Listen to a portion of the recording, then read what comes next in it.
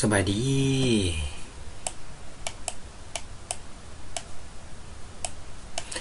มื้อนี้เรามาเริ่มต้นเลยเนาะเริ่มต้นในการนำใช้เกี่ยวกับคอมพิวเตอร์เนาะที่ว่าเราท่องอินเทอร์เน็ตต่างๆที่เราเห็นเนาะอยู่ในการนำใช้บ่ฮู้ว่าพวกเรานี่ใช้ได้มีประสิทธิภาพแล้วก็ใช้ได้มีแบบประสิทธิผลแล้วบ่เนาะเกี่ยวกับการนำใช้อินเทอร์เน็ตแล้วก็ Google ให้มันใช้สะดวกเนาะก็คือก่อนอื่นเบิดก็แม่นที่เราใช้ประจำก็แม่นตัวนี้เนาะ Google Chrome เนาะ Google Chrome ตัวที่เราใช้ประจำแล้วอันนี้เรามาเบิ่งทั้งการเซตติ้งแล้วก็การใช้แบบให้มีประสิทธิภาพที่ว่าดีขึ้นเนาะที่อยู่ในระดับแบบโปรเลยเนาะว่าเราใช้สิใช้จังได๋ก็คือเข้ามาก่อนเนาะตัวนี้เข้ามาก่อนโอเคตัวนี้เป็นหน้าต่างที่ว่ามันขึ้นมาอยู่แล้วเนาะว่าเราจะเลือกใช้ตัวใดที่จะเป็นuser ของเราเนาะ user ของเราตัวนี้แม่นมันขึ้นมาตัวนี้ก็เริ่มต้นด้วยหน้านี้ก่อนอื่นเบิดก็เฮาเข้ามาตั้งค่าเนาะก็คือการตั้งค่าเฮาสิตั้งค่าเนาะตั้งค่าให้กับGoogle Chrome นี่แหละเนาะก็คือเพื่อให้ว่าเวลาเฮาเปิดขึ้นมาเนาะเฮาสิได้หน้าต่างที่เฮาต้องการเลยก็คือตัวนี้เนาะแม่นเลือกไปที่3จุดนี่เนาะเลือกไปที่3จุดโอเคเลือกไปที่3จุดนี่เนาะอยู่ของ Google Chrome แต่ละคนอยู่ขวามือนี่คลิกไปแล้วไปเลือกใช้คำว่าsetting เนาะโอเคหลังจากนั้นเนาะมันจะขึ้นหน้าต่างในการเลือกอยู่ในลิสต์ซ้ายมือนี่เนาะก็คือให้เฮาตั้งค่าต่างๆเนาะอยู่นี่จะเป็น on startup เนาะ on startup ก็หมายถึงว่าให้มันเปิดมาเนาะเป็นแบบใดรูปแบบในการเปิดของมันมี3อันมี1 2แล้วก็3โอเคสำหรับแบบที่1นี่ก็แม่นให้มันเปิดหน้าใหม่เนาะเปิดหน้าใหม่เลยเปิดขึ้นมาแล้วก็เป็นคืออันเฮาเห็นเทื่อทำอิฐเลยสำหรับหน้าที่2นี่เนาะตัวที่2ฟังก์ชันที่2ตัวนี้แม่นหมายถึงว่าเว็บไซต์ใดหรือว่าตัวใดที่เฮาเปิดมาหั่นมันจะขึ้นมาที่ว่าเฮาเปิดล่าสุดเลยตัวนี้เนาะสมมุติว่าเฮาเบิ่งหนังฟังเพลงตัวใดแล้วเนาะแล้วเฮาเปิดปิดไว้เฮาเปิดมาเทื่อหน้ามันก็จะเป็นเว็บไซต์เป็นหน้าเพจของตัวนั้นเลยสำหรับตัวที่3นี่ก็แม่นเฮาสามารถเลือกแอดเพจเป็นค่า default เนาะหรือว่าค่ามาตรฐานขึ้นมาให้เลยเนาะตัวนี้เดี๋ยวเฮามาเบิ่งนำกันแล้วเฮ็ดนำกันเลยเนาะว่าในการเฮ็ดตัวใดที่เข้ากับเฮาแล้วก็เฮ็ดให้เฮาสะดวกขึ้นในการเฮ็ดเวียกก็คือก่อนอื่นเบิดก็แม่นเลือกเอาตัวที่1เนาะก็คลิกใส่คำว่า open a new tab page เนาะตัวนี้เฮาเลือกใส่เฮาก็กดออกไปโอเคกดออกไปปึ๊บแล้วมาคลิกใส่เนี่ยมันก็จะขึ้นหน้าต่างตัวให้เฮาเลือก user นี่เนาะปึ๊บนี่อันนี้เขาเอิ้นว่า new page เนาะ new tab ใหม่เลยเนาะมันจะขึ้นมาแล้วสมมุติว่าอาจารย์เบิ่งช่องเนาะอันนี้สมมุติว่าเฮาช่องใดช่องนึงเนาะสิเบิ่งช่องอาจารย์ก็ได้หรือว่าอยากเบิ่งช่องของไผก็ได้เนาะช่องเพลงช่องหยังต่างๆเนาะเฮาก็คลิกใส่คือตัวนี้สมมุติว่าเป็น Facebook ก็ได้เนาะ Facebook ก็ได้ .facebook โอเคนี่ปึ๊บสิเนาะเลือกใส่ Facebook ตัวนี้ของเฮามันก็จะเวลาเฮาเปิดขึ้นมาแบบนี้เนาะคลิกออกปึ๊บเฮาเลือกตัวที่2แล้วขึ้นมาปึ๊บตั้งค่าเนาะตั้งค่าโดย setting ปึ๊บโอเค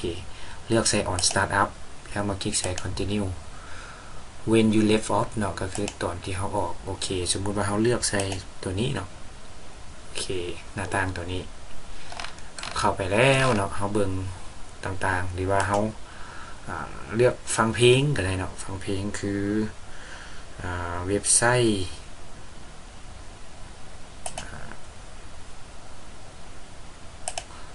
ตัวใดก็ได้เนาะที่ว่าเฮาใช้ประจำสมมุติว่าเป็น Facebook เนาะ Facebook ก็ปึ๊บมันจะเป็นหน้าล็อกอินจังซี่ขึ้นมาเลยโอเคเขาเลือกตัวที่2แล้วฟังก์ชันที่2บัดทาราเขาเปิดใหม่นะมันก็จะเป็นตัวนี้ขึ้นมาเลยเนาะก็คือเขาลองปึ๊บปลดออกไปจากนั้นคลิก refresh เนาะแล้วคลิกปึ๊บแน่มันจะขึ้นมาเลยนี่เห็นบ่ตัวที่เขาเบิ่งประจำเพลงบ่ที่เขามักฟังไว้มักอย่างเนาะก็มันก็จะขึ้นมาเลยเนาะขึ้นมารอท่าเขาเลยตัวนี้โดยการเลือก setting ที่ start up อยู่ continue where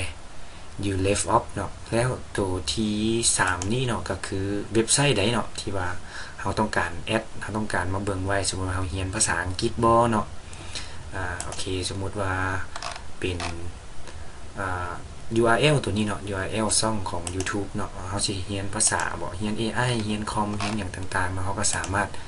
แอดเพจตัวนี้มาใส่ได้เลยสมมุติว่าเขาคลิกปุ๊บ copy คลิกขวา copy เนาะปึ๊บมาแล้วมาแอดใส่นี้เนาะ URL paste ใส่เนาะก็สามารถแอดเนี่ยมันก็จะขึ้นมาเลยแล้วทุกเทื่อเนาะที่เขาปิดเปิดไปเนาะมันก็จะขึ้นมาเส้นเดียวกันปึ๊บเลือก user ตัวนี้เนี่ยมันจะขึ้นเป็น URL ตัวนี้มาให้เลยแล้วต่อมาเนาะต่อมาก็คือว่าเฮาอยากจะมีเว็บไซต์ใดเนาะที่เฮามักเข้าก็สมมุติอาจารย์เนาะเข้ามักเบิ่งอ่านข่าวอยู่ในกระทรวงการต่างประเทศเนาะโอเค $ปึ๊บคือผู้ใดสิเฮ็ดพาสปอร์ตเฮ็ดหยังต่างๆเนาะก็สามารถคลิกดาวน์โหลดอยู่นี่ได้เลยนี่ตัวนี้ปึ๊บเฮาอยากอ่านข่าวอ่านหยังต่างๆเนาะก็แอดเนาะนี่เนาะเฮาก็แอดมาใส่เลยเนาะตัวนี้เลือกใส่ setting เนาะปึ๊บนี่แล้วเลือกใส่ start up เนาะตัวนี้ปึ๊บออกเนาะเฮาสิแอดตัวใดเนาะมาใส่ปึ๊บเอาตัวนี้มาวางใส่ Ctrl C เนาะแล้วก็ Ctrl V โอเคจากนั้นคลิก add นี่ถ้าเฮาปิดไปปึ๊บเนาะทุกเทื่อเวลาที่เฮาเปิด Google Chrome ขึ้นมาเนาะมันก็จะได้เป็นหน้าต่างเริ่มต้นนี่เลยเนาะเป็นหน้าต่างเริ่มต้นตัวนี้เลยโอเคอย่างอยู่แบบฟอร์มนิติกรรมต่างๆบ่เนาะสิเป็นยทขอย่างที่เขาก็สามารถนำใส่เลือกเอาได้เลยเนาะตัวนี้คลิกใส่ปึ๊บนี่เขาก็สามารถดาวน์โหลดฟอร์มเฮ็ดพาสปอร์ตได้แบบง่ายๆไวๆเลยเนาะถ้าว่าเขาใส่เป็ดหรือว่าใส่แบบสบายโอเคบาทนี้แม่นเขาก็มาเซตติ้งตัวนี้เนาะชื่อได้เนาะมี on startup บนนี้เนาะ on startup โอเคตัวนี้เป็นการเซตติ้งที่ง่ายที่สุดแล้วเนาะเราเฮ็ดให้เขาสะดวกในการเฮ็ดเวียกเฮ็ดงานเนาะโอเคจะลิบออกเนาะใส่ให้เป็นมาตรฐานเพื่อให้มีหน้าต่างปกติโอเคหลังจากนั้นเนาะแน่นอนว่า Google เนาะเฮาตัวนี้เป็น Google Chrome เนาะตัวนี้หมายถึงว่าเป็นเบราว์เซอร์นึงเนาะเป็นเบราว์เซอร์นึงในการใช้เสิร์ชใช้อย่างต่างๆเนาะเฮาคิดว่าทุกคนก็ฮู้แล้วแหละเนาะว่า Google นี่มันใช้อย่างเนาะใช้ค้นหาใช้เข้า Gmail เข้าอย่างต่างๆเนาะแล้วให้ถ้าว่าผู้ใดสนใจเนาะก็ติดตามเพราะว่าอาจารย์จะเฮ็ดคลิปสอนเนาะประมาณ 90% ของทั้งเบิดนี่เลยเนาะ 90% ของทั้งเบิดเลยเนาะ Google Calendar Google Drive Google Meet Google Chat Google Sheet Google อีหยังต่างๆอยู่ในนี้เนาะจะได้เรียนไปสเต็ปสเต็ปเนาะมีอยู่12บทเรียนนับตั้งแต่ Google เนาะ Google Gmail มี Gmail Google Calendar Google Doc Google Sheet อีหยังต่างๆ Google Slide Google Form Google Meet เนาะอยู่แถวนี้ Google Form เนาะแล้วก็เป็น YouTube Studio เนาะตัวนี้โอเค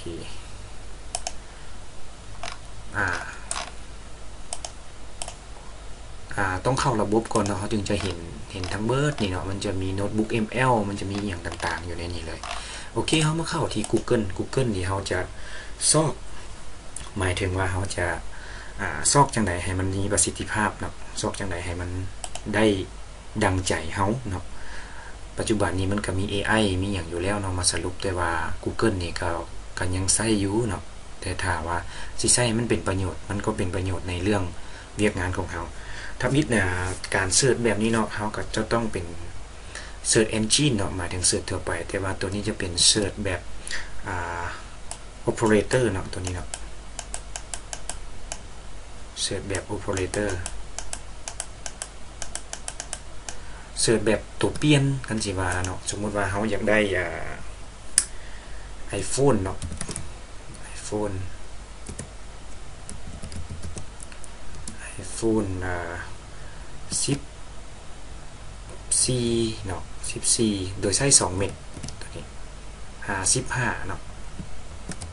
5514 55 Pro Max บ่เนาะหรือว่าเอาแบบตัว Pro อย่างเดียวตัวนี้มันก็จะเจาะจงอยู่ระหว่างนี่เนาะระหว่าง14กับ15มันจะบ่อยู่ระหว่างเนาะต้องเป็น16เนาะ15บ่เอา16 Pro กด Enter เนาะมันก็จะหามาให้เฮาโดยเฉพาะ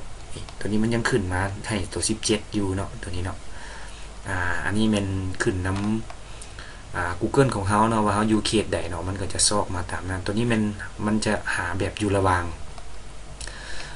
งใดเนาะระหว่าง14หา16เนาะตัวนี้มันยังออกมา17อยู่เนาะตัวนี้แต่มันก็ซอกมาให้โดยที่มันเจาะจงเป็นตัว Pro เนาะบ่เป็น Pro Max นะขึ้นมาเราสามารถหาได้เนาะตัวนี้โอเคอันนี้เป็น operator iPhone เนาะ iPhone เป็น iPhone โอเค iPhone โอเคปึ๊บ iPhone ตัวนี้แบบเจาะจงนี่เนาะตัวนี้แบบอยู่ในระหว่างตัวนี้เนาะ14หา16ตัวนี้ที่ว่าโอเคเนาะสำหรับ operator นี่มันยังมีต่ออีกอยู่ได้เนาะ operator แล้วต่อมาเราเป็นหา double quote เนาะ double quote โอเคต่อมาเราเป็นแบบโอเคเป็นนี้เนาะ double quote แล้วอันนี้เป็น word เนาะหรือว่าคำใดที่เราต้องการเราก็เจาะจงเอาคำนั้นสมมติว่าเราเจาะจงจังซี่เนาะปุ๊บเอาแต่ Android เนาะ Android เอา Samsung ซะเนาะ Android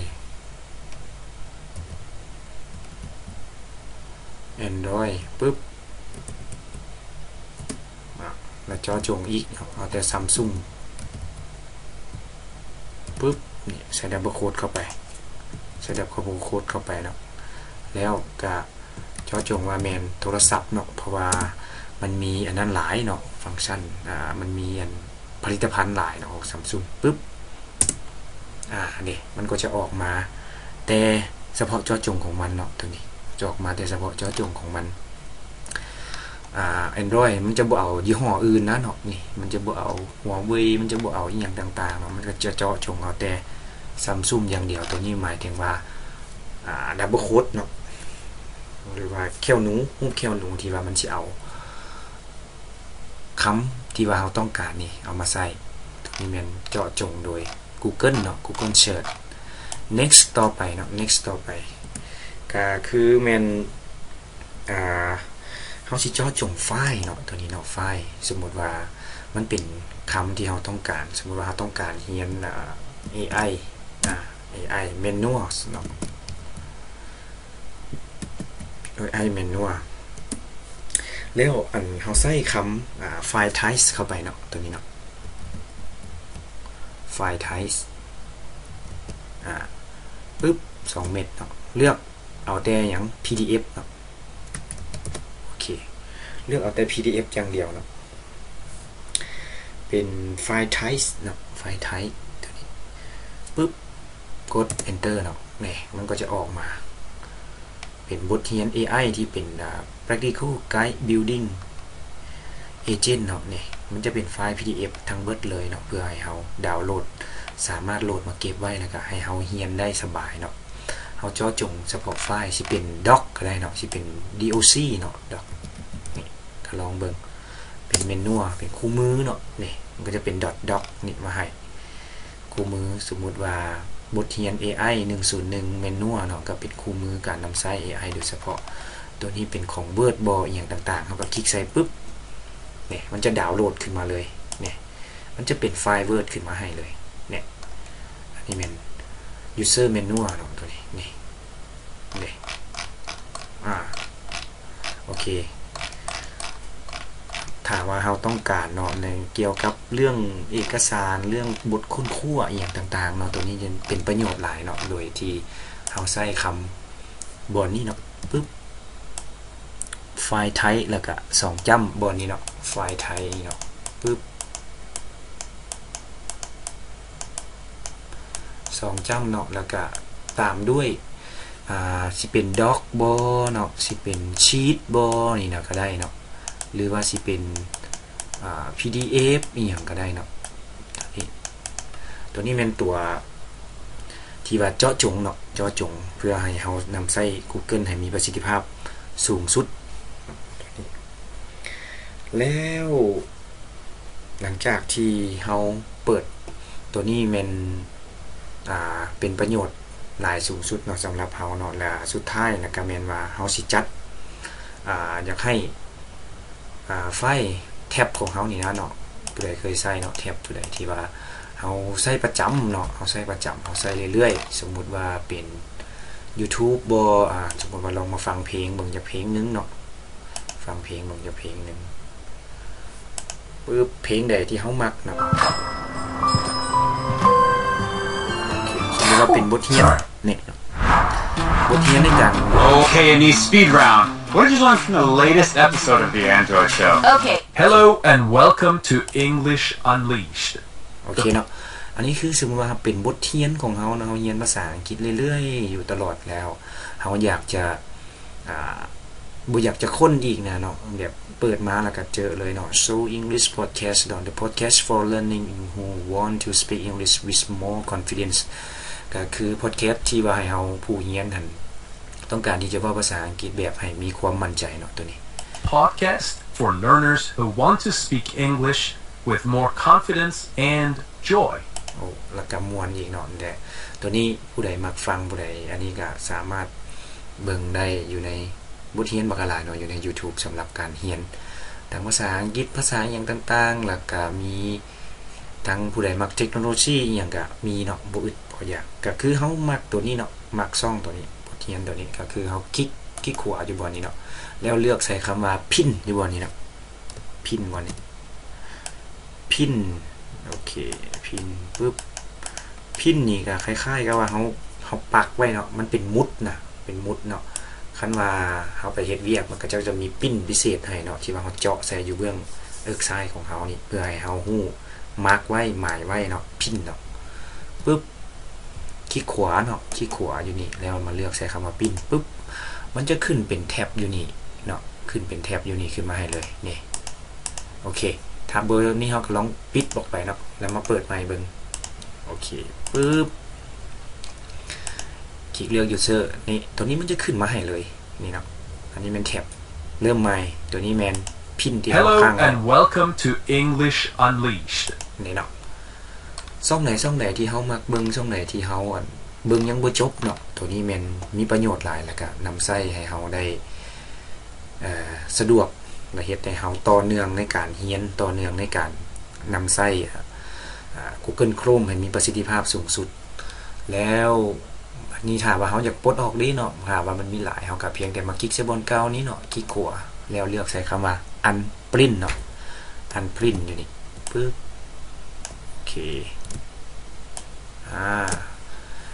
unpin เนาะคือ unprint เนาะปึ๊บโอเคคลิกเลือกใส่ปั๊บ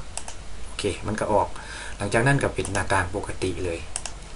โอเคสำหรับคลิปนี้ก็ถือว่าการนำใช้ Google Chrome แบบให้มีประสิทธิภาพสูงสุดและก็เฮ็ดให้เฮาสะดวกง่ายขึ้นในการใช้อินเทอร์เน็ตในการใช้เบราว์เซอร์และเฮ็ดให้เฮาเพิ่มประสิทธิภาพในการเฮ็ดเวียกของเขาให้มีความประสิทธิภาพและประสิทธิผลอันสูงสุดนั่นแหละเนาะแต่ว่าผู้ใดมักผู้ใดเอาไปเรียนเอาไปศึกษาเนาะก็ฝากกดไลค์กดแชร์แล้วก็กดเซฟคลิปนี้ไว้เนาะก็เพื่อให้เฮาได้เบิ่งได้ติดตามนำกันเนาะอย่าลืม Subscribe แล้วก็กดไลค์หรือว่าคอมเมนต์ก็ได้เนาะมีคำถามมาก็ส่งมาสำหรับมื้อนี้ละแม่นขอบใจเนาะ